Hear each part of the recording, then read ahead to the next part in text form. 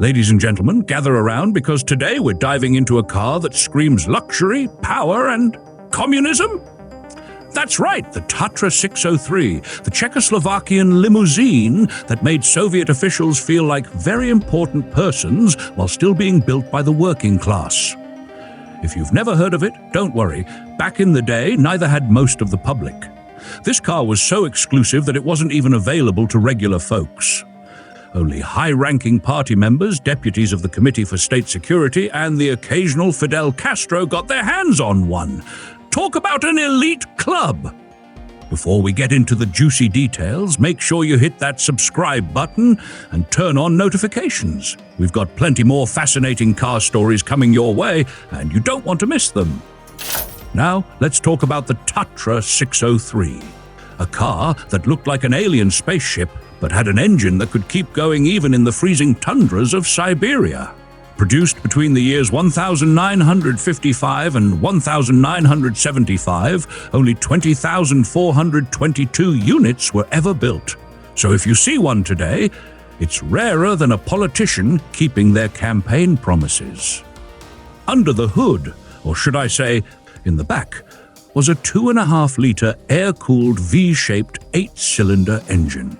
The first models had 95 horsepower, 69 and 9/10 kilowatts, but by the year 1962, they cranked it up to 106 horsepower, 78 kilowatts. Now I know what you're thinking, 106 horsepower? My lawnmower has more power than that! But keep in mind, this thing had aerodynamics on its side. With a drag coefficient of just 0.36, it could glide through the air like a Cold War-era bullet. The top speed? A respectable 162 kilometers per hour, 101 miles per hour, which was more than enough to outrun any Committee for State Security surveillance van. And let's talk about that design. The 603 looked like it came straight out of a science fiction movie, featuring 3 headlights in the front. That's right, 3! The original idea was for the middle headlight to turn with the steering wheel, which sounds genius, but then someone remembered that innovation and communism didn't always mix well, so they scrapped it in later models. Now, fuel efficiency? Well, let's just say it wasn't exactly an environmentally friendly car. The Tatra 603 consumed fuel like a Soviet general at a vodka tasting, about 13 liters per 100 kilometers, 18 miles per gallon. But hey, when the government is paying for your gasoline, who cares? The fuel tank capacity increased over the years, 50 liters, 13 and 2/10 gallons, to 60 liters, 15 and 8/10 gallons, which meant fewer stops between your top-secret meetings. The interior was pure luxury, well, for communist standards. Plush seats, a spacious cabin, and enough room in the back to hold an important discussion about economic planning. The 4-speed synchronized gearbox made driving smoother than a well-rehearsed propaganda speech.